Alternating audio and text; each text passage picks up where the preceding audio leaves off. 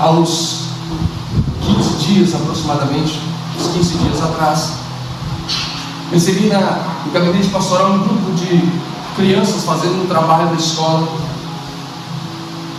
e ao conversar com eles, eu disse que nós precisamos aprender a construir templos sem destruir pessoas. Infelizmente, ao longo de toda uma caminhada, de uma trajetória cristã, nós estamos chegando num nível onde nós nos tornamos aptos, rápidos, ágeis, eficientes em construir templos, mas muitas vezes nós destruímos pessoas. Isso é um perigo. E quando Jesus ele é assunto aos céus, ele encontra um jovem muito dedicado, fariseu, uma das seitas mais rigorosas daquela época. Quando aquele jovem encontra-se com Jesus, ele tem sua vida totalmente transformada. Quem matava, quem perseguia, agora passa a ser perseguido.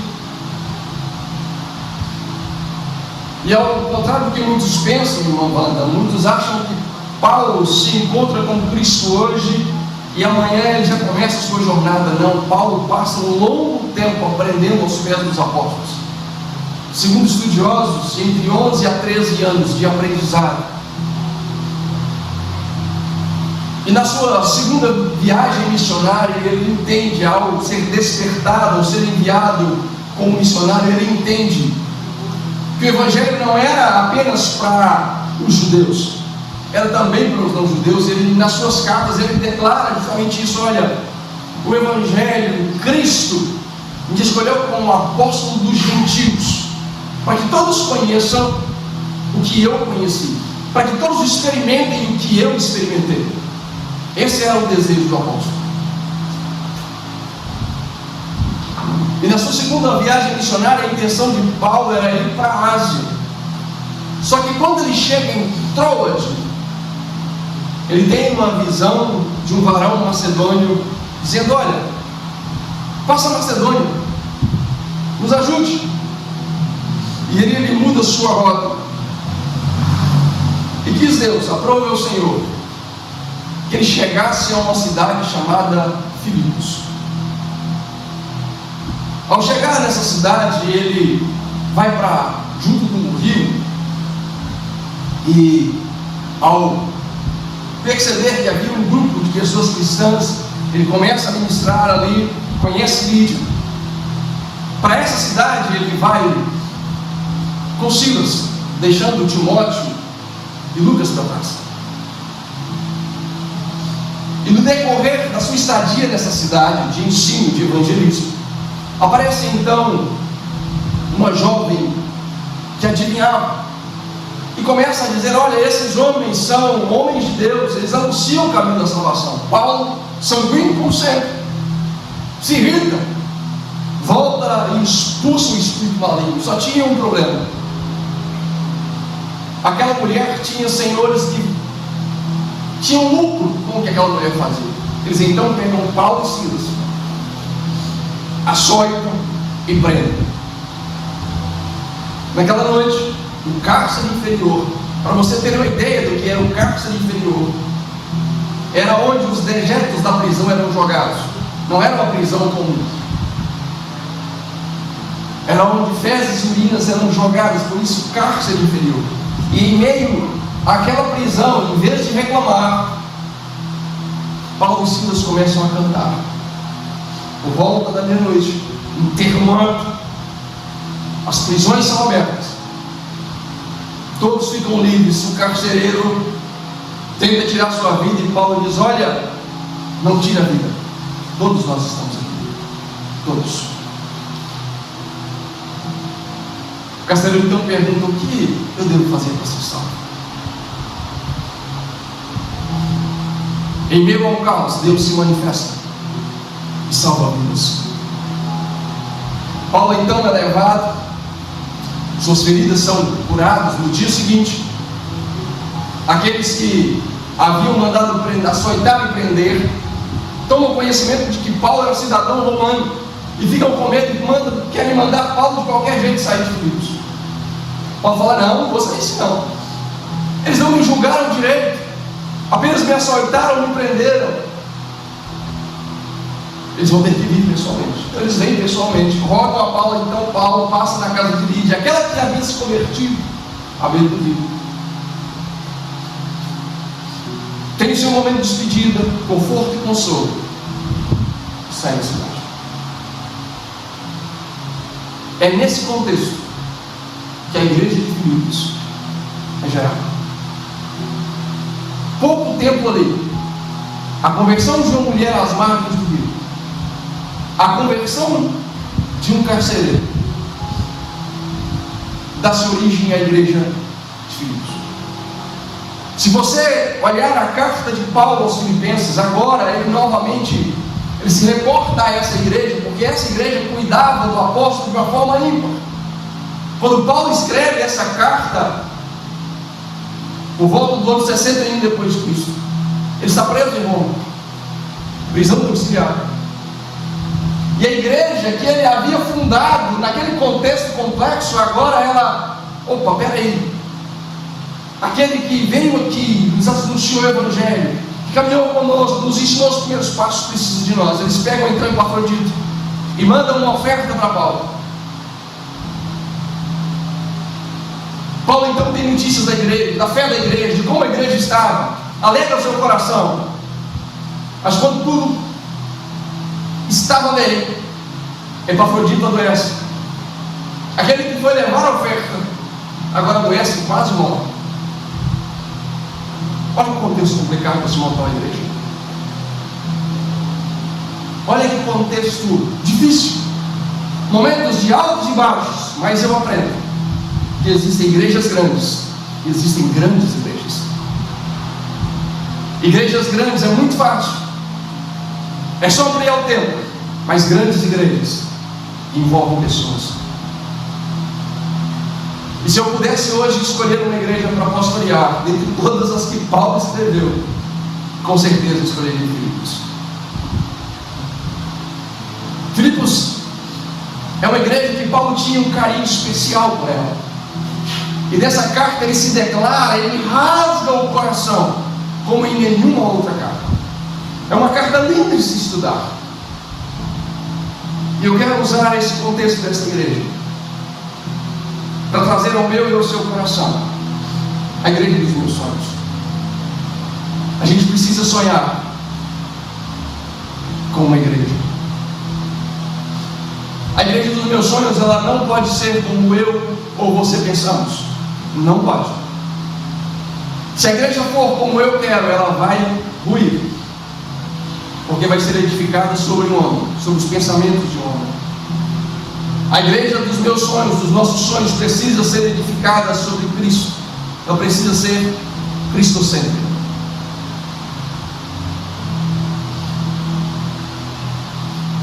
Eu coloquei todos os textos na tradução da linguagem de hoje.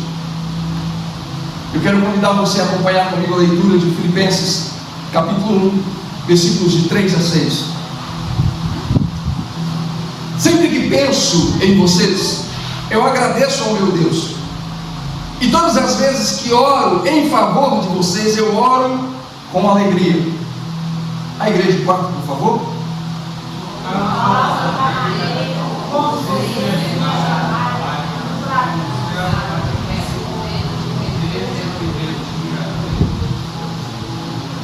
Pois eu estou certo de que Deus, que começou esse bom trabalho na vida de vocês, vai continuá-lo até que ele esteja completo no dia de Cristo Jesus. Deus e suas maneiras de nos tratar. Os últimos 20 dias, confesso que foi os 20 dias mais conturbados ministerialmente falando. Noites a fio, muitas vezes chorando diante de Deus, perdendo sono. Mas todas as manhãs, quando lia as cartas de Paulo, era confortado, consolado, direcionado, aquietado. A palavra de Deus, de fato, ela é alimento para a alma. Ela é o alimento. Ela nos conforta, nos consola, ela nos exorta e nos direciona. E daqui a alguns dias, final do ano de 31, nós completamos mais uma vez a leitura de toda a Bíblia. E eu ler as cartas, eu fiquei a me indagar: será que só tinha igreja difícil? Porque quando eu pego Corinto, cheia de dons, talentos, rica, mas dividida, pecado oculto, pecado tolerado, Gálatas insensatos, qualquer vento de doutrina levavam eles de lá para cá.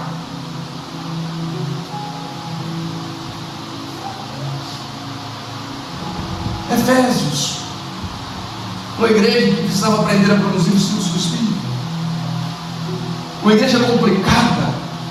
Vocês acham que Paulo, quando ele chega em Atos 20, ele não desce a Éfeso e fica em Mileto e chama os líderes? Olha como é que era a igreja dos Efésios. Leia Atos 20. Eu sei que depois da minha partida surgirão entre vós, no meio de vocês, lobos devoradores, que não pouparão o rebanho. Era Éfeso. Mas quando me deparei com Filipos, meus olhos se encheram de alegria. E eu entendo o porquê que o apóstolo Paulo, nessa carta, ele rasga o seu coração. A igreja dos meus sonhos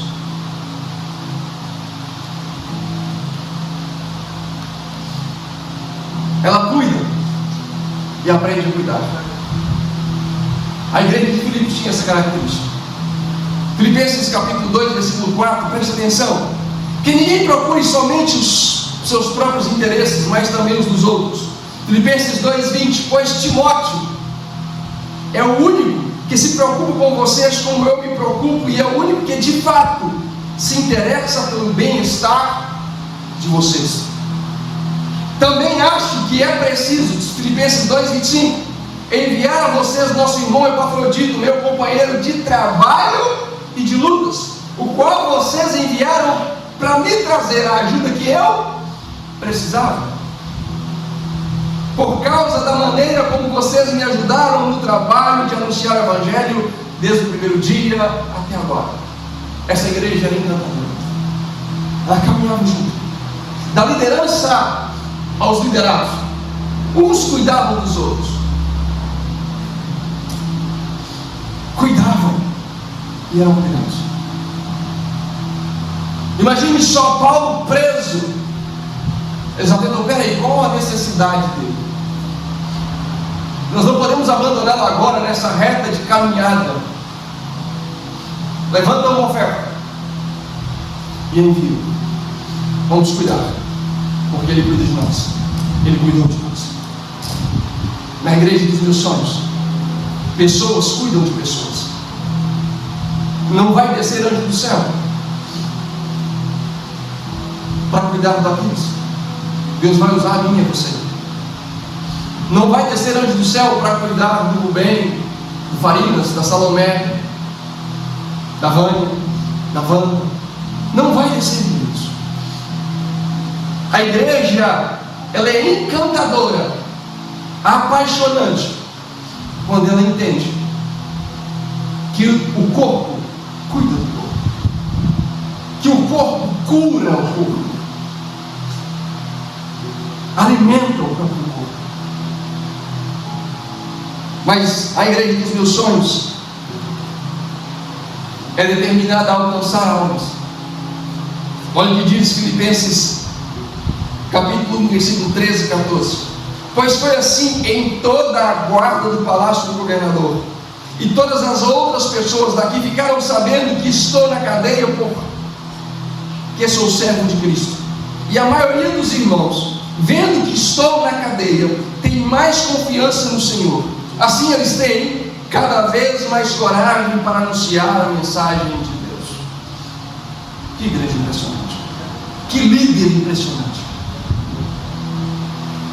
Como pode alguém, estando preso, ele não escreve na carta e diz assim: ei, ore para que Deus me tire daqui, ei, ore para que eu seja liberto? Paulo não escreve isso. Paulo diz assim: glória a Deus, Ele não me trouxe aqui à toa. Aqui eu estou tendo acesso à guarda pretoriana, aos maiores oficiais do império. E eles conhecem o Evangelho. Mas eu dou graças a Deus porque os irmãos, eles vendo o que está acontecendo, eles se uniram a mim na batalha do Evangelho. E a fé deles é fortalecida de forma que eles não se calam, mas anunciam o Evangelho com mais coragem. Na igreja dos meus sonhos, pessoas cuidam de pessoas, e o Evangelho é pregado. Mas na igreja dos meus sonhos, uns têm saudades uns dos outros. Filipenses 2, 25 a 30, preste atenção. Também acho que é preciso enviar a vocês nosso irmão Epafrodito, lembra? Quando a igreja fica sabendo que Paulo estava preso, Epafrodito, está aqui a oferta, vai, leva para Paulo para suprir as necessidades dele. Ele adoece. Meu companheiro de trabalho de muitas lutas, no qual vocês enviaram para me trazer a ajuda que eu precisava, ele tem tido muitas saudades de todos vocês.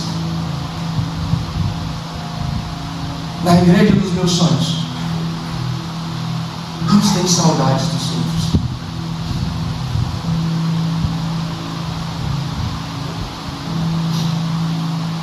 E tem andado muito preocupado por vocês terem sabido que ele estava doente. Na igreja dos meus sonhos, uns se preocupam com os outros,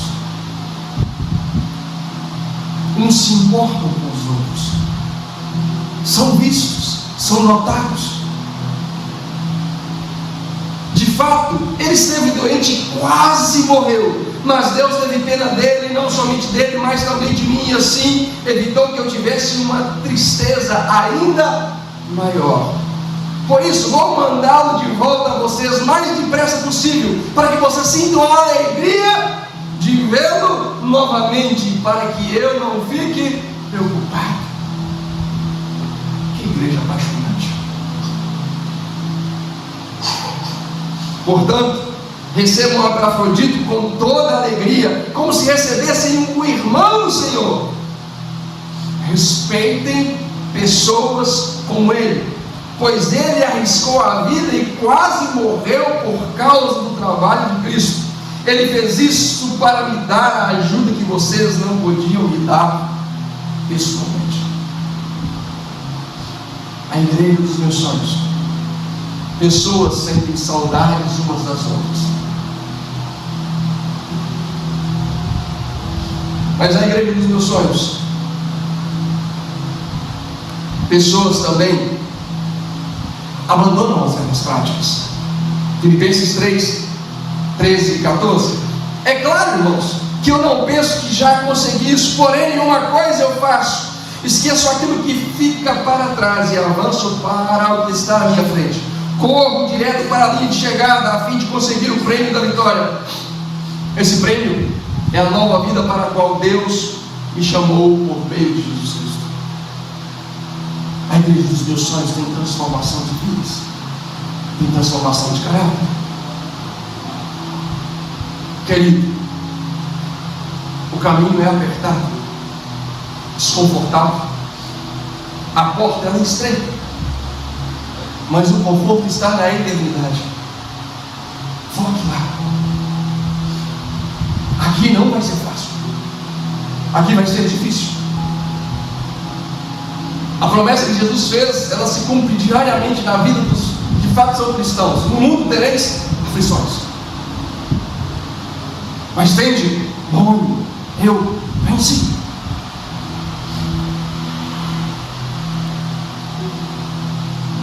A igreja dos meus sonhos tem a voz conhecida nos céus.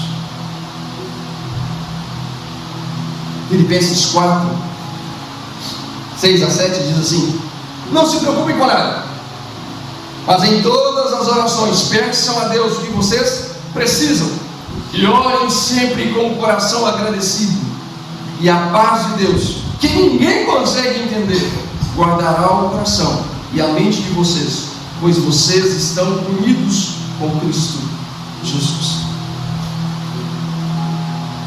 A igreja dos meus sonhos, ela entende que só sobrevive porque é uma igreja que tem duas asas. Uma é a profundidade nas Escrituras, outra é a intensidade na vida de oração.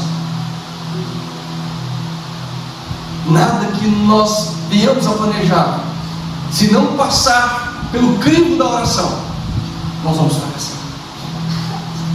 Se nós não formos uma igreja que ora, se a nossa voz não for conhecida nos céus, nós vamos fracassar. Só é possível conhecermos a boa, perfeita e agradável vontade de Deus se passarmos por esses dois caminhos: estudo constante e diário da palavra, vida intensa de oração. A igreja dos meus sonhos,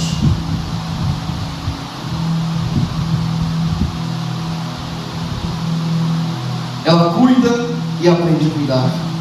A igreja dos meus sonhos é determinada a alcançar almas. A igreja dos meus sonhos tem saudades uns dos outros. A igreja dos meus sonhos abandona as suas velhas práticas. A igreja dos meus sonhos tem a sua voz ouvida e conhecida nos céus. Aí você vai pensar: pastor, essa igreja é perfeita. Eu digo para você, não. A igreja dos meus sonhos, ela não é perfeita enquanto aqui estiver. Enquanto aqui estivermos, nunca seremos perfeitos. Não que nós devamos nos acomodar, mas é de dia em dia, cada vez mais santificados, cada vez mais comprometidos com a palavra. A igreja de Filipos não era perfeita. Para, pense, observe. A igreja dos nossos sonhos, ela nunca será perfeita aqui na terra. Eu não sou um super pastor, eu vou falhar. Vocês não são super crentes, vocês vão falhar. Não vai ser habitual, será acidente, mas acidentes vão ocorrer do percurso.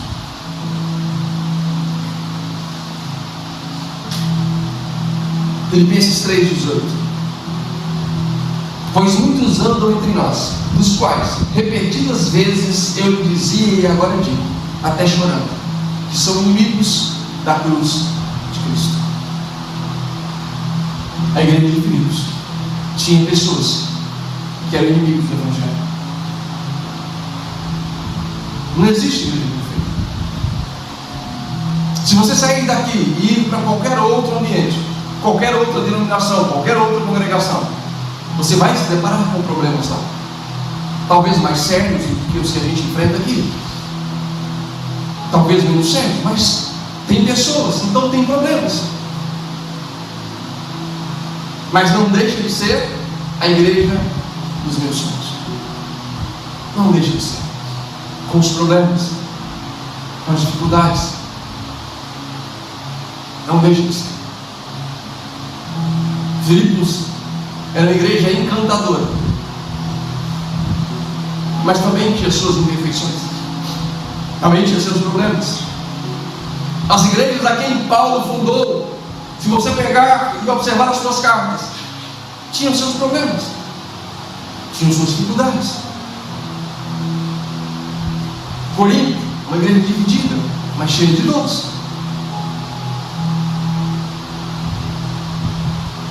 Tinha filhos mantendo relações sexuais com a madrasta, dentro da igreja. Dentro da igreja. Paulo chega e diz assim: olha, entrega para Satanás.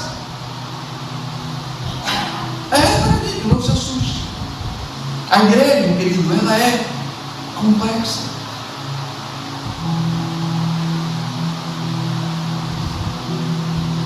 Mas deixa eu te dizer uma coisa: eu aprendi isso com um pastor muito amigo, pastor Marcelo Quiruque. Ele me disse que a imperfeição da noiva não dá a mim o direito de criticar e falar mal da noiva. A imperfeição da noiva do Cordeiro, não dá a mim o direito de criticar a noiva. Mas a imperfeição da noiva traz sobre mim a responsabilidade de cuidar dessa noiva. 2 Coríntios 12:15. Eu de boa vontade gastarei e me deixarei gastar em favor de vocês. Paulo é fascinante. Uma igreja extremamente complexa como a de Corinto. Ele escreve a pedido da própria igreja e tira certas dúvidas a respeito do casamento, do divórcio, das doutrinas. Ele tira dúvidas. Mas na segunda carta ele basicamente escreve para se defender. Como pode? Paulo, duramente atacado pela igreja, a igreja que ele fundou. Paulo olha para a igreja e diz: de boa vontade, eu me gastarei e me deixarei gastar com vocês.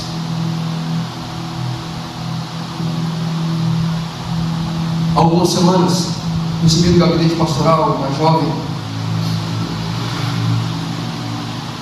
e a minha esposa estava sentada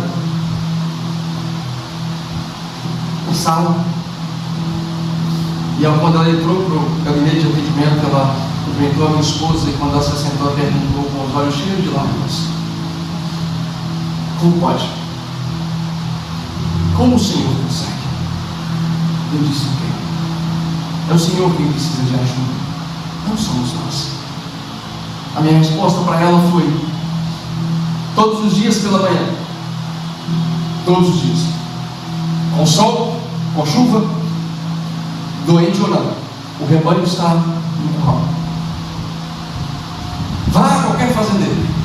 Nós temos aqui o João Marcos, que trabalha como vaqueiro.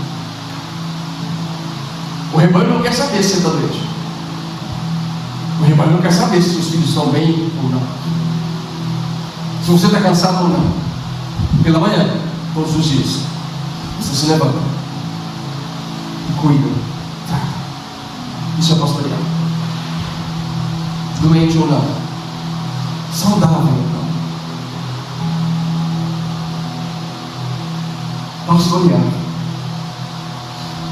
de boa vontade, se gastar e se deixar gastar. A igreja dos meus sonhos, ela não é perfeita, mas cabe a mim cuidar dela, me gastar e me deixar gastar com ela. E eu pergunto a você: qual é a igreja dos seus sonhos? Com qual igreja você tem que sonhar? Você precisa sonhar com a igreja, entender que ela não é perfeita, pois eu e você fazemos parte dela, mas ela pode sim cuidar e ser cuidada. Ela pode sim ser uma igreja determinada a construir templos sem destruir pessoas.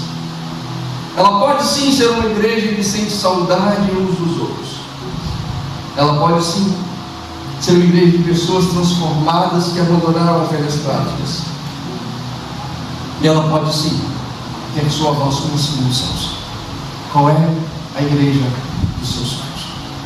Você precisa sonhar com a igreja. Não deixe de congregar. Não desista da igreja. Não saia do povo. Permaneça nele. Seja alimentado, seja cuidado, cuide e também alimente. Seja servido, mas também sirva. Seja abençoado, mas também abençoe. Que nos abençoe sua palavra nos nossos corações.